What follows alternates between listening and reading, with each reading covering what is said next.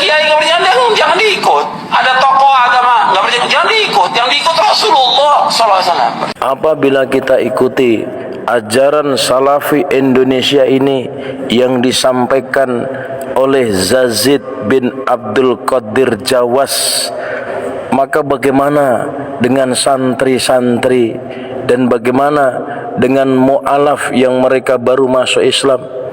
Mereka pasti perlu ustadz, perlu kiai sebagai pembimbing mereka untuk mengajarkan ini agama.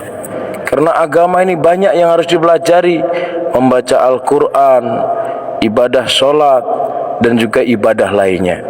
Maka apabila hari ini kita langsung kepada Rasulullah dan para sahabat, apapun dalilnya itu tidak bisa.